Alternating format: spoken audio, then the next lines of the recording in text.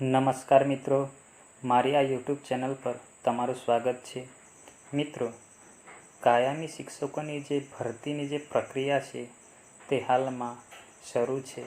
તેમ છતાં ગુજરાતના અનેક શાળાઓની અંદર જે શિક્ષકોની જે ખોટ છે તે વર્તાઈ રહી છે, તેને લઈને શિક્ષક સંઘ દ્વારા પ્રવાસી શિક્ષકો તથા જ્ઞાન સહાયકોની માંગ કરવામાં આવી છે. તો આ બાબતે આપણે આજે આ વિડીયોમાં જોઈશું. તો મિત્રો, ગુજરાતની શાળાઓમાં પ્રવેશોત્સવ તો યોજાશે, પરંતુ બાળકોને ભણાવનાર જે શિક્ષકો છે તે હોય જ નહીં, તો શિક્ષણ કઈ રીતે આગળ વધે? તો મિત્ર, આવી જ રીતે રાજ્યમાં એક સાથે 800થી વધુ આચાર્ય શિક્ષકો નિવૃત્ત થતાં સ્કૂલોમાં મોટી ઘટ પડી છે.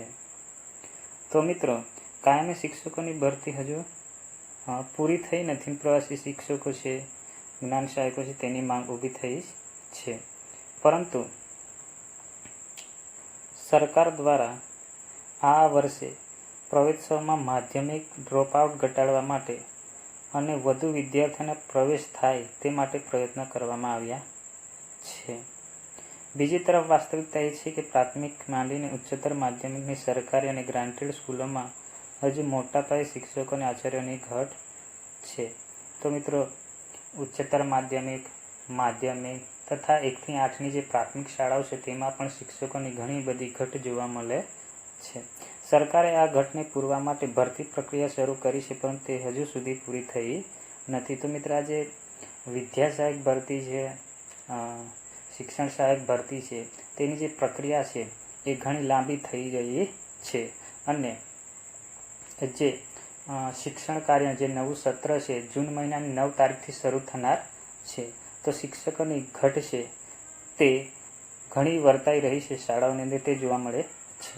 31 મે ગ્રાન્ટેડ અને સરકારી માધ્યમિક અને ઉચ્ચતર માધ્યમિક સ્કૂલોમાં 800 કરતાં વધુ શિક્ષકો આચાર્ય નિવૃત્ત થયા છે. તો મિત્રો, આ 31 મે સુધીમાં 800થી કરતાં વધારે શિક્ષકો આચાર્યો છે તે નિવૃત્ત પામ્યા છે. શિક્ષકોને મોટા પાયે પર ઘટ સર્જાઈ, તેની ભરપાઈ કરવા માટે વૈકલ્પિક ધોરણે જ્ઞાન સહાયકો અને પ્રવાસી શિક્ષકો આપવા માંગણી ઉઠી છે.